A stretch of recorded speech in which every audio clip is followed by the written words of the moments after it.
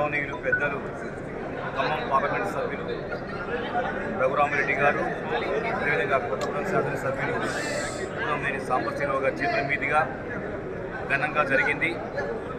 మరి ఈరోజు ఈ కార్యక్రమంలో కార్మికుల సమస్యల పట్ల మా యూనియన్ చిత్తశుద్ధితోటి మరి పెద్దలకు వివరించడం జరిగింది.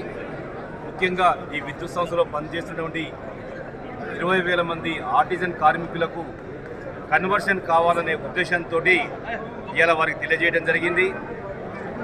ముఖ్యంగా వారిరువురు కూడా ముఖ్యమంత్రి గారికి, ఉప ముఖ్యమంత్రి బట్టి విక్రమార్క గారికి తెలియజేసి మరి ఆ విషయంలో చొరవ చూపించి వారిని ఒప్పిస్తామని కూడా వారు హామీ ఇవ్వడం జరిగింది.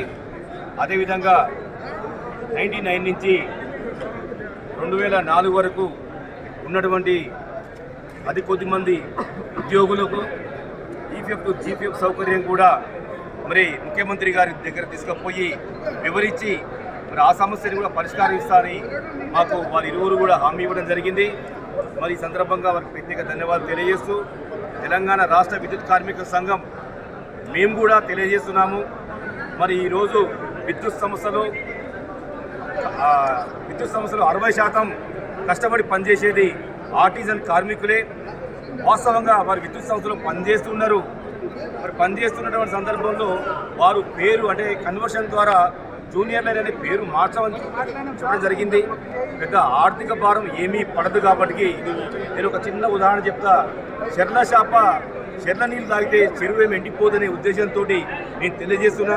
ఎందుకంటే వారు విద్యుత్ సంస్థలో పనిచేస్తున్నారు కాబట్టి ఎటువంటి ఆర్థిక భారం లేకుండా ఓన్లీ పేరే మార్చమని వారు కన్వర్షన్ ద్వారా పేరు జూనియర్ లైన్మెన్ పేరు మార్చమని నినాదం చేస్తున్నారు. కాబట్టి తప్పకుండా మరి ఈ సమస్యని ముఖ్యమంత్రి గారు చొరవ చూపించి ఇందాక సార్ చెప్పినట్టుగా మరి సింగరేణి విద్యుత్ సంస్థలో ఉన్న కార్మికులు ఈ రాష్ట్రానికి 2 కళ్ళ లాంటి వారు. ఏ రాష్ట్రం అభివృద్ధి చెందాలంటే విద్యుత్ సంస్థ అనేది విద్యుత్ వెలుగులు నింపేటటువంటి ఉద్యోగుల ఇళ్లలో చీకటి ఉండకుండా రాష్ట్రంలో వెలుగులు నింపే విధంగా ముందుకు పోతున్నారు.